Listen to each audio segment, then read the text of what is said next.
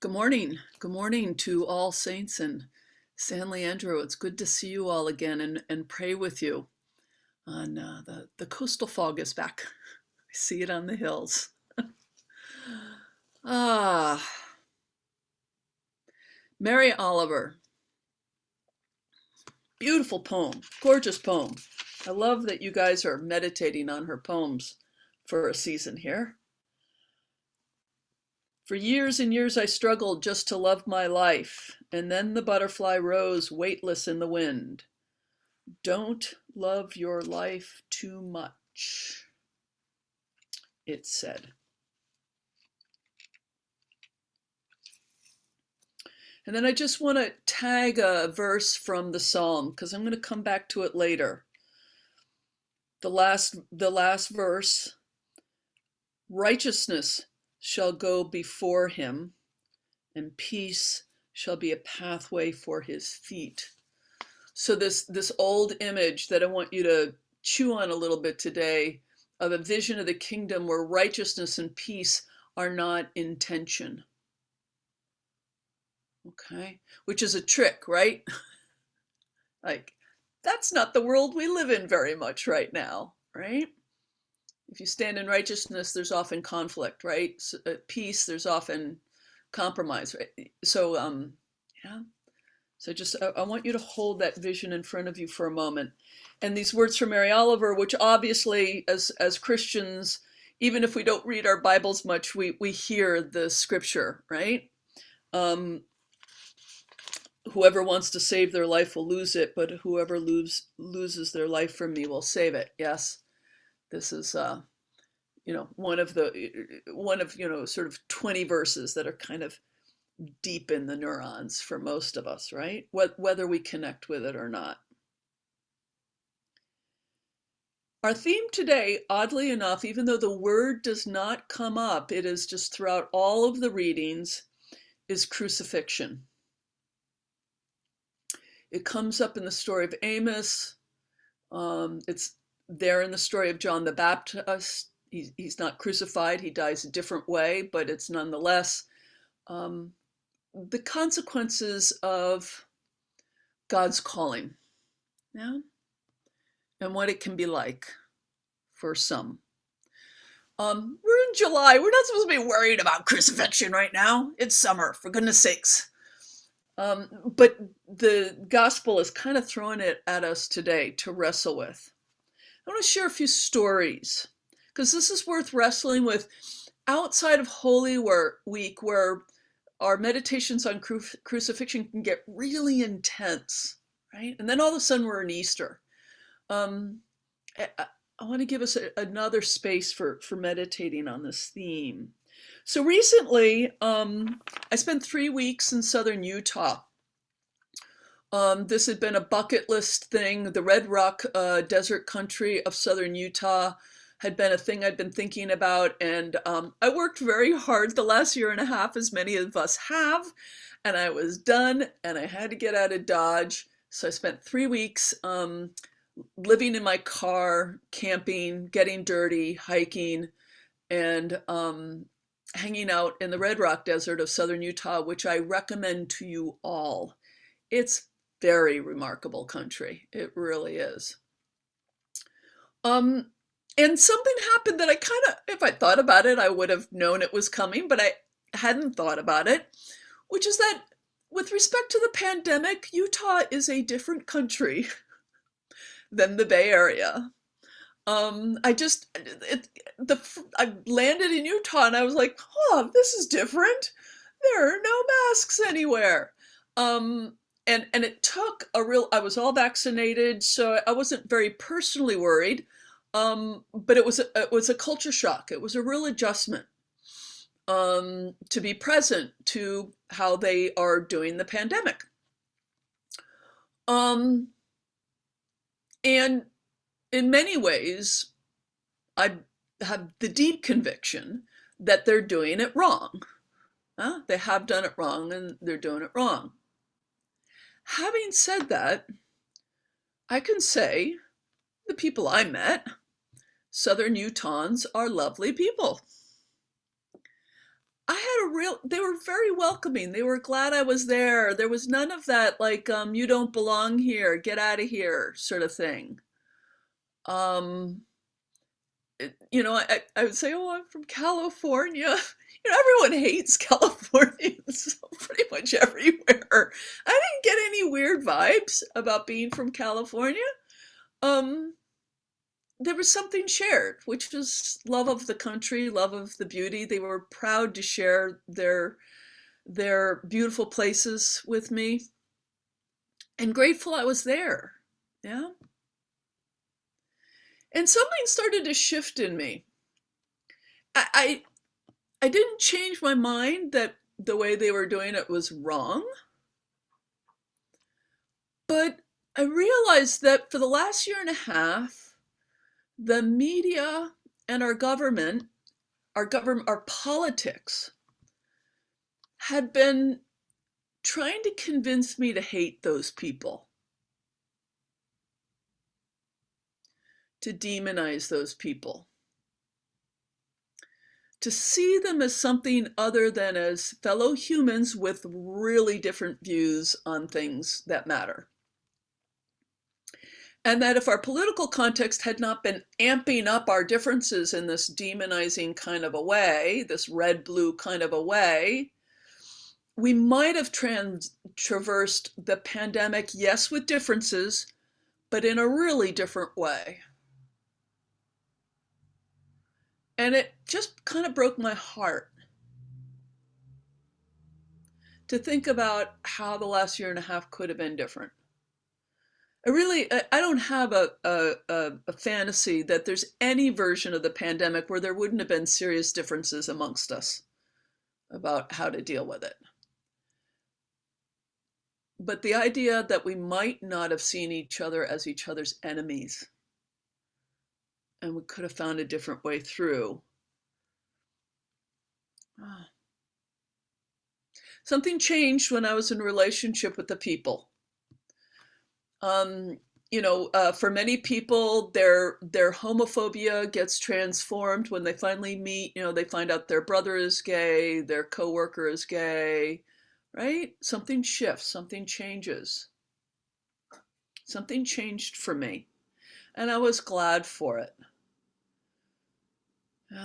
There's something different about the you're potentially my friend who's really wrong about this, but you have a beautiful country. Thank you for sharing it with me. You didn't have to. Yeah. Something shifted in me and I was grateful for it. There's something when the demonization starts to drop. At first it can feel a little like, but so much is at stake. And then, oh. Some of you have heard about a gentleman by the name of Daryl Davis. If you have not, feel free to Google him. He's kind of a remarkable guy. He's a Black jazz musician who has become somewhat famous for befriending people in the KKK. The first time this happened, it was someone who shared his love of blues music. And they were sitting down at a bar stool, sharing their love of blues music. And Daryl turns to him, and says, how can you hate me? You don't even know me. And by building relationships, by all counts, he's actually accompanied dozens of people out of the KKK. Just by building relationships with these people. This man gets like the Courage of the Year award, right? We cannot underestimate the kind of courage that this takes. Because it really is his life at stake, yeah? And I was reading an article about him, and he said something really remarkable that I thought I invite you all to chew on, because I think it's very relevant to this theme in both Mary Oliver and in our readings today. He said, so he asks, yeah, what's going on for you, man, that you think this way? When you are actively learning about someone else, you are passively teaching them about yourself. It's kind of an extraordinary, when we're not busy telling people all the ways they're wrong, right? Instead, actively learning about them, then we're more effectively, apparently, has been his experience, teaching them about who we are and what our stances are and what we stand for and why we stand for it.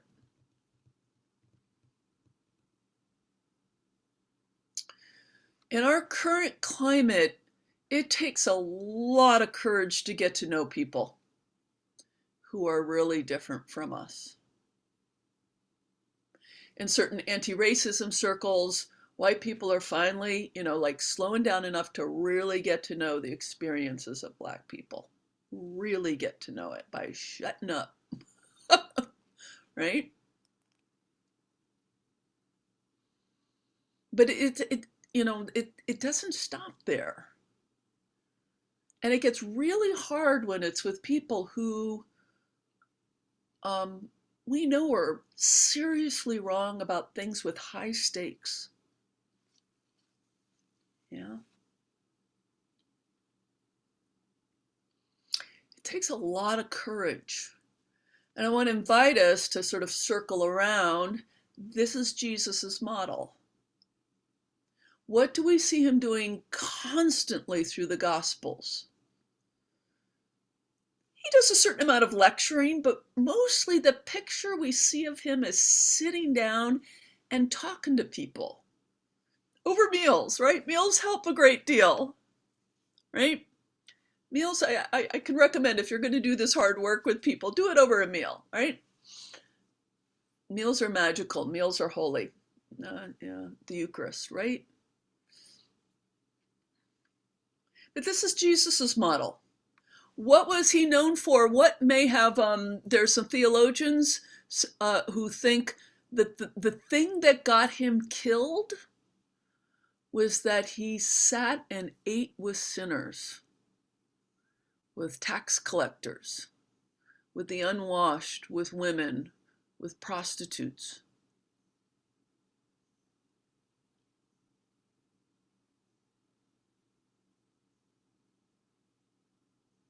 And we might say, oh, it's easy, the poor and the children and the prostitutes, but the tax collectors are the ones you really ought to have your attention on, because those were the bad guys of their world, right? He sat down with them, talked with them, engaged them.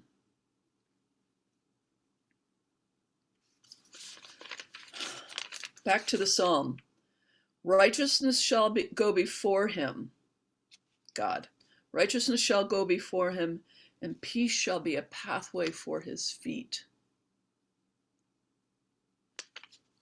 The thing we humans have such a hard time with, kind of squaring this circle, threading this needle, is how to stand in our convictions as we meet other people who don't share them with love. It feels very either or, and everything about our culture right now wants to invite us to believe it's not possible. That the only thing to do is to stand in opposition and to yell yet louder. In my own work, so I am, a counselor, a coach. I work in the deep places with individuals who are wanting to change something in their lives. And it really is not uncommon that they share a problem in their life that's really got them stuck. It's really got them up against it. And they can't see that it's something kind of unappealing. It's really not working in their life for a reason. And my own judgments come up as I'm talking to folk. Yeah?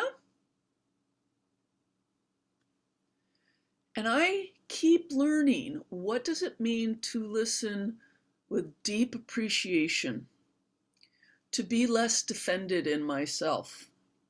That is, less righteous, less needing to be right. So there is room for them to see themselves and be in relationship with themselves. To feel that unconditional regard and love that Jesus teaches us. In the letter to Ephesus today, Paul says, God's given us everything. Jesus gave us everything we need. Huh? To stand next to Jesus in that loving stance with people, still with the strength and the clarity of our values and of the gospel truth, and yet with a kind of fearlessness that allows us to be present to the other. This is the risk. This is why Mary Oliver is saying, don't love your life too much. Don't love it too much.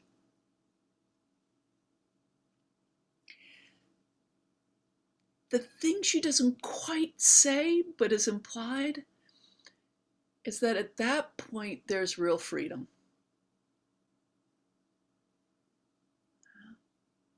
By losing it, you will save it.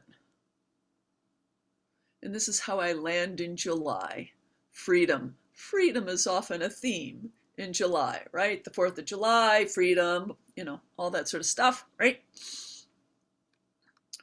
We talk a lot about freedom in the United States. It's one of our favorite words. And the question for Christians is, what is Christian freedom? What do we have unique to say about and to offer up about this word that's used so much? Is it just about my freedom, my rights, I get to do what I want to do?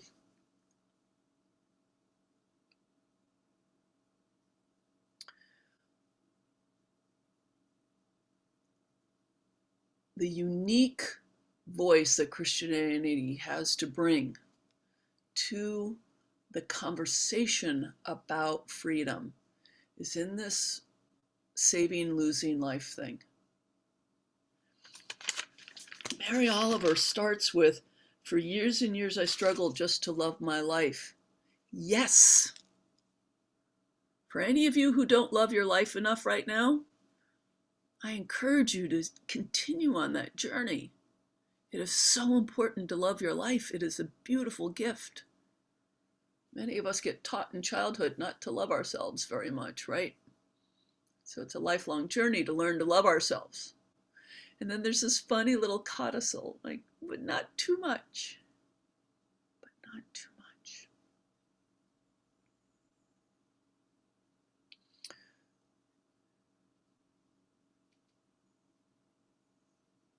Jesus, with so much love, comes to us and says, you will know joy when you draw close to another human being and you're genuinely curious about them. And I will give you what you need.